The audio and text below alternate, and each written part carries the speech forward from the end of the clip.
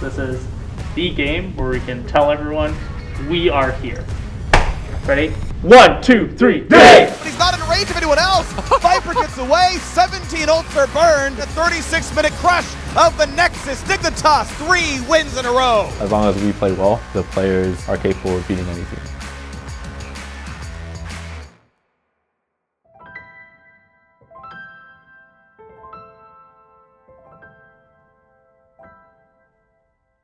COVID has really risen in severity, especially in Los Angeles over the past few weeks. And as general manager and leading the League of Legends operation, that's been a major focus for me. I need to make sure that all my players are safe, that they're taken care of, and most importantly, that they feel prepared to play. And so we've made some changes around the office. We've tightened up the mask wearing policies, and we've also instituted some clear acrylic panels around the office, and especially on the desks, so that they are as safe as possible when playing. So in the office, everyone always has to wear their face mask 100% of the time. The only time that players cannot wear a face mask is when they're on their desk. As soon as they leave the desk to come to review, they have to put back their face mask on and do the review. It's definitely beneficial to have all the players in the office together. You have to build that synergy out of game and understand how your teammates react to situations, and just making sure that you can hold everyone accountable in person is a huge advantage to just practice in general. And doing it online is a lot harder to get everyone's accountability, get everyone's effort fully committed to the practice. So yeah, it's definitely beneficial to have the office. One more off Okay, we clutch out. Hey, never mind, I didn't rate it out. Oh, I see. It felt really good to get the 2-0 weekend, not just because it was our first wins of the season, but because it showed that we can play clean League of Legends. Both games were very clean. We got early game advantages and had very clean snowballs. It just proved to the community that we have what it takes to compete with most teams in the league. As long as we play well, the players are capable of beating any team.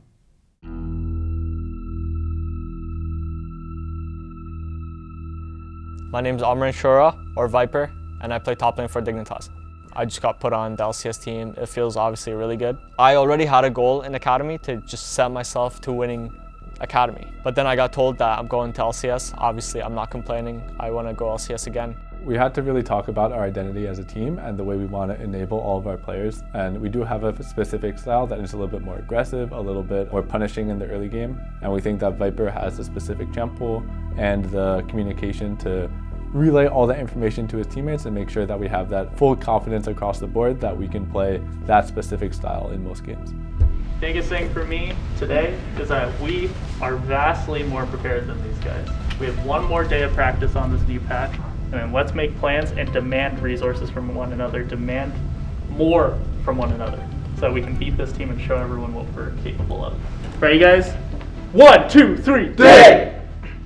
So the first time we played against CLG, we got an early game lead. CLG is usually a very weak early game team. So the important thing against CLG is making sure that you have the tools to win mid and late game. What we're gonna do differently is going into this weekend, we're gonna have a lot more tools that we know that we can use to punish CLG's weakness. If we play our game and play appropriately, we know we're gonna come out ahead. I'm excited to be back in LCS. Let's win. That's how I feel, man. What do you say? Not bad. not bad. Feel pretty good being back in LCS. It's a Riven lock. We are here. I am Free Gazelle is there, and CLG is facing Dignitas. But CLG is moving 4 members top. They're looking for the dive. Hard diving. Ulti's going to come down, turning off the turret. Juice still going to land, though, onto poor Bard, and Afro is gone. Ruins up to the top side of the map. Johnson has nowhere to run. No ulti, no summoners. Has a healing bubble, but he's got no health bar, and Ruin going to claim a kill as this turret's going to lose plate number 4. CLG send 5 to the top side, and they're rewarded with 2 kills. Yeah. I'm on the horn, guy. Zoe, no flash still. Nice. Yeah, I'm coming horn. I'm behind horn. Does he have flash? Yeah, he does. Oh, what the? Keep going, guys. Yeah, I'm coming. He's dead. Yo, 1500, that's huge. He is slowed, he is flashing, he is not getting knocked up. He's gonna get a lot of space here. He's drowsy, the flash get away, Anchor's gonna land, he's trying to run for his life. He just might do it. The ulti in for Nautilus, but he's not in range of anyone else. V1PER gets away. 17 ults are burned, but he makes it away. He's a slippery snake. A big punch and does go down. Smoothie going to be traded though. 1 for 1. V1PER in the back line finds the stun, tries to do the setup, loses Guardian Angel. CLG's re-engage isn't going to be enough. Knockup is too early. V1PER goes right back in, and Ruin is not long for the world. 2 more kills coming through. Goes for the flash knockup, gets a little bit there. Stixxay is not going to be able to fight this one off. Dignitas are going to complete the win. A 36-minute crush of the Nexus. Dignitas, 3 wins in a row. The CLG game was a pretty exciting one. Not during it, it was very scary during it. But afterwards, it was really exciting. We had a few fumbles in the early game, especially around the Rift Herald, and that put us behind, but the team was very resilient. We never lost sight of the goal, and we worked really well to bring it back and eventually get a pretty comfortable victory. It felt good to beat CLG because we were behind, and it takes a little bit extra mental strength from the players to mount the comeback, be a little bit creative in how we're going to do that, and then bouncing back, having the mental fortitude to end up getting the lead. We end up getting a really insane Baron steal from Josh, and then afterwards we were able to, play for a soul fight and win the game. Yeah, because we're versus one of those teams. Not that I'm ever scared of playing versus players like that, but that's also like the downside, Because I'm not scared, I can easily throw. All right, boys. This is the last game of the week. This is the game where we can tell everyone we are here. And the only way we're going to do that is with the energy being up, the urgency being up, and us being decisive. We talked about it yesterday too. We find our timers, we capitalize on them as early as possible. We do that, we're going to roll over these guys, we're going to make the rest of the league notice us. Okay? Sound good? All right, dig on 3. Let's go, boys. Ready? 1, 2, 3, dig! Now, we may not even get a fight. It looks like Dignitas isn't even moving, so they're just going to give up the third. So I was wrong, I think, on the 16-minute first blood. I was expecting that they wouldn't be willing to put themselves at soul point. Oh, here goes Devontae already into the fight. Ladies and gentlemen, we're going to see some kills. It's Closer on the board. First and foremost, a double kill over to the Olaf as V1PER tries to spin to win in the middle of the fight, but the blender will not be successful. Golden Guardians pick up 3 plus an Ocean Soul. Where is the hope for Dignitas when the first fight of the game comes 22 minutes in and it goes like that? V1PER wants the flank. This could be their only chance. Phoenix jumps over the wall for a little bit of damage. V1PER continuing to try to run away. Galio goes for the taunt, but Damonte's CC will not find its marker here just yet. V1PER now locked down, now forced out of the fight. The wild growth to keep him alive as Haunser goes in, and V1PER is dead. FBI again going to be healed back up to full thanks to the Yuumi of Huhi. Dardoch tries to get himself away. Damonte once again going to be looking for the taunt. It's over, that's all she wrote. 4-0 final score.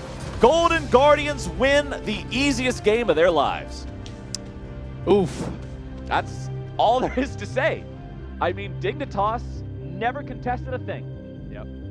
Yeah, I'm really Dignitas. So the draft against GGS was pretty unplayable, to be honest. They had Ezreal Yuumi with Prio, and they had Olaf, and even though we were able to burn the Galio flash early, we were never able to get any control in the game, and if Ezreal Yuumi has Prio, then the game is over if they also have river control. So yeah, that was just a slow loss. We really had no viable options that game besides hope that GGS would mess up. So it was mostly a draft gap. So going against TSM and EG, it will be interesting going against Huni because obviously I've coached him for pretty much a year and a half in the past 2 years. So it'll be fun going against him. That team has been looking strong. They beat C9 recently. They had a very clear draft. They had a very clear win condition and they played appropriately to that. So it'll be fun playing against EG. I think TSM has shown a lot of weaknesses recently, so as long as we have a really good plan going into the game, then it shouldn't be too hard to beat TSM as long as we play well.